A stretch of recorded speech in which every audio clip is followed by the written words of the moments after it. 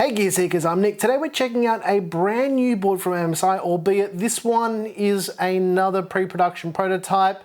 It's the MPG Z590 Gaming Force. It's a new series, the Force series that MSI is bringing out. I think we'll probably see more Force boards later down the line, but yeah, let's check it out. And remember, ladies and gents, as with all of our other motherboard content, this video is not a review.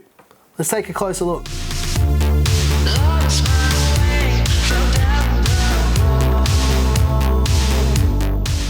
As usual with our motherboard content, as I already mentioned in the intro, this video is not a review, it's just an overview so we can take a look at everything on the board and what physically comes in the box, because this is a pre-production board. However, we have retail packaging and MSI did that so we could show you guys everything that comes with the board as well. Without further ado, I want to stop talking. No, actually, I'm going to keep talking, but we're going to take a closer look. Let's do it. All right, ladies and gents, let's check out the brand new MSI MPG Z590 Gaming Force. Look at that box. That color is actually really cool. I'm digging that, but that being said, let's get that motherboard out of the box so we can take a closer look at everything that comes with this board. And there's actually quite a bit that comes with it. Come on, Nick, get that board out of the way. All right, what do we got first? First up, we've got a set of SATA cables or SATA cables for your 2.5-inch SSDs or your spinning rush drives. Next up, we have an assortment of RGB extension cables and converter cables. One's a Corsair RGB cable. Because there is a Corsair lighting connector on this board, there's also a 4-pin analog RGB splitter and another RGB cable as well. I feel like MSI is probably the first to listen to my incessant nagging about discs being with motherboards, because here is a USB stick with all of the drivers on it. How good is that? Finally, we can get rid of those spinning plastic reflective coasters that nobody has drives for anymore. There's also a set of M.2 screws and standoffs for the M.2 slots on this board, which I'm going to explain a little bit later on the video, so hold on tight. This was a little bit confusing at first. It looks a bit like a vape pen or just something. I don't know what vape pens look like. Who am I kidding? It's actually a little brush you can use to clean your computer. It's got a little switch that can go either left or right, and it will expose a different brush on each end. There's also a set of screwdrivers that can go on your keyring, which is kind of cool, but kind of unnecessary. But yeah, again, kind of cool. I don't know. Seems dangerous. There's also the MSI sticker. Now, you guys know about these stickers already. Put them on your case and you'll get 8 billion extra frames per second in Fortnite at 16K with ray tracing enabled. Not really. Some people have fallen for that. There's a whole stack of documentation. There's this MSI reward card thing. There's a shout out card. Now, these QR codes, don't worry about them. Then they only go to a website. There's also this catalog with all new products. There's another QR code that everyone's going to freak out about, saying this product was created with great passion. We hope you could enjoy it. I hope I could enjoy it too. There's a bunch of stickers for your cables. These are actually pretty good and helpful if you're building for the first time, or if you want to label stuff because you don't know where it's going. There's also some battery stickers. This is a very ASUS tough gaming type of thing to do, but also cool that they've included this. Quick installation guide's pretty handy for learning how to socket the CPU. This usually shows you how to do it for most types of CPUs. And lastly, the user guide. Now, the user guide will tell you where everything is on the board, a few little things in the BIOS as well, and how to plug everything in. Very, very handy bit of documentation. But as usual, it's time to unsheath the Z590 or Z590 Gaming Force and take a little bit of a closer look at everything on the board. Who's digging those purpley tinged heatsinks? I'm kind of digging that. All right, let's take a closer look. First up, there's the front panel audio connector. There's a 4-pin RGB header, that's 12 volt. There's also an LED switch to turn the lighting on and off. That's a nice to have for people who don't like RGB. There's a 5 volt addressable RGB header. There's a Thunderbolt header as well. You'll need an add-in card to use this. There is an additional PCIe power connector to send more juice to the motherboard if you're plugging in lots of PCIe devices. There's 2 USB 2.0 headers. There's a USB 3.0 front panel header. There's 2 PWM fan headers, and also the front panel connector for all your lights and all your switches to let you know your system is up and running. There's 2 more additional PWM fan connectors on the right hand side of the board, 6 SATA or SATA connectors for your 2.5-inch SSDs or your spinning RAS drives. There's a front panel USB Type-C header just hanging out between those SATA or SATA ports and that 24-pin power connector to send all the juice to your board. And as I mentioned before, the board has a Corsair RGB header, another PWM fan connector. There's also a little LED array as well if you look closely. And that is additional to the postcode LED screen. Speaking of postcode LEDs, this board also has one. There's also another 3-pin 5V addressable RGB header, another PWM fan connector, and a CPU fan connector as well. There's also a big chunky heatsink on the top of this board as well, and 2 8-pin EPS power connectors to send all of that juice to your brand new 10th or 11th gen Intel CPU. There's 3 by 16 sized PCIe slots. The top one is by 16 Gen 4, the middle one is by 8 Gen 4, and the bottom one is by 4 Gen 3. There's also 2 by 1 slots on the board there as well. This board features Intel's brand new Z or Z590 chipset, which supports PCIe Gen 4 and 11th gen RodeLink CPUs. For power delivery, this board features a 16+1+1 phase digital VRM setup with 90 amp power stages. The VRM cooling on this board appears to be quite sufficient. There's a big heatsink at the top of the board, and there's also a secondary heatsink that goes kind of underneath the I/O cover as well. We did see this on the Gaming Carbon Z590, the pre-production board that we already showed. Again, this board is actually a pre-production version as well, so although this one is in retail packaging, that's kind of the point of this board, so we can show you the retail packaging.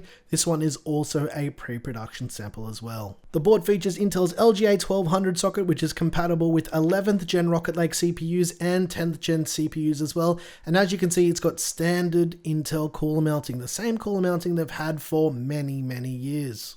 If we flip the board over, you can see that there's not a lot going on here. There's little labels for the keep out zones in case you're using a non-standard case. However, I wanted to point something out that people tried to pick apart the last time we did an MSI Z590 board. Let's zoom in and take a closer look at this, right? AMD, yes, there's an AMD logo on the back of the board, but this is in reference to it containing AMD Crossfire multi-GPU technology. That's it, nothing fishy going on here. That's a pretty standard thing to see on any board, regardless of if it supports an AMD or Intel CPU. There's 4 DDR4 RAM slots, which support a total of 128 gigs of RAM at 5,333 megahertz overclocked. Yep, it's happening, people. Okay, let's take the heatsinks off the board so we can take a look at those M.2 slots.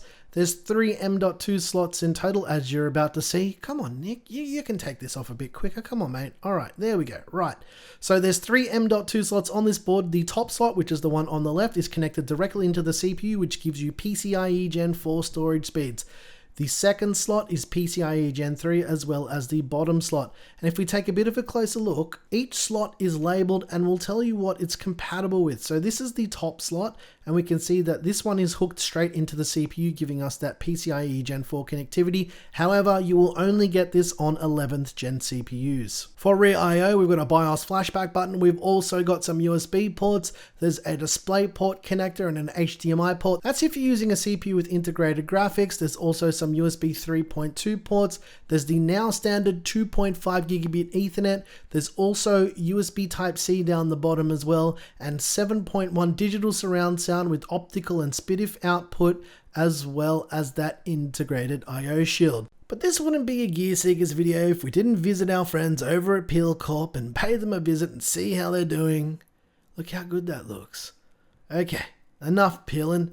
It's time to engage cinematic mode.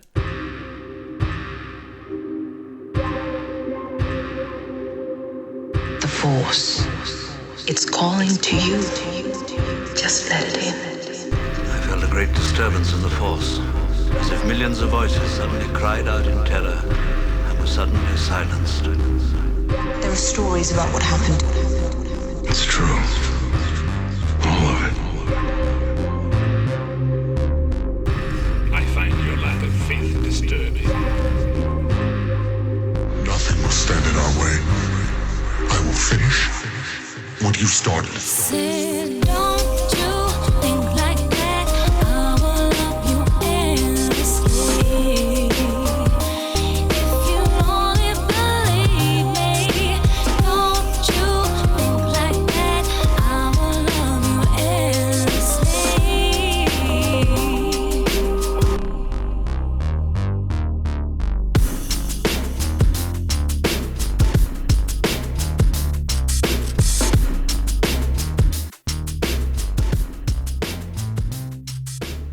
All right, ladies and gents, I hope you enjoyed this first look and overview of the MSI MPG Z590 Gaming Force. Now, one thing I noticed while I was filming this video is it is almost identical to the gaming carbon Wi-Fi, which is another Z590 board that they're about to release.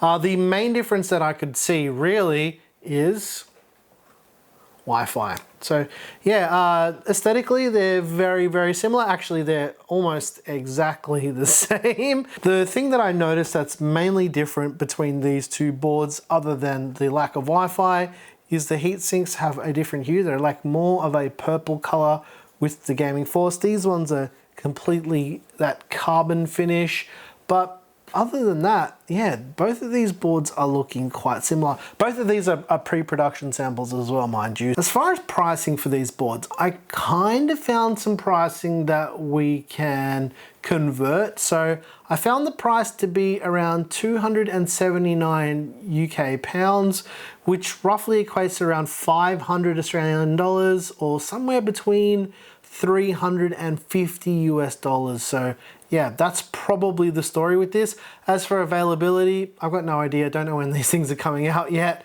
Yeah, and that's all the info I've got on this board. It is a nice looking board. I do like the direction that they're going. And the biggest thing that I can dig with these new boards that we've seen from MSI so far, USB sticks instead of discs. I'm gonna say it again. Every motherboard vendor needs to do this. We don't need optical discs anymore. A USB stick is just as good, right? Anyways, guys, if you like the music you heard here, I make all the music. It's available over on Patreon. If you want to get early access to videos just like this one right here, over on Floatplane. Once again, thank you so very much for watching. I'm your boy Nick with Gear Seekers. You peek, we seek. And the similarities between the gaming carbon Wi-Fi and the Gaming Force is uncanny. Although there's a few things that I'm not sure about with these two, but when we get the final retail versions of both of these, which are coming, we will definitely dig in and then tell you guys what's up with both of these boards. Anyways, guys, thanks for watching.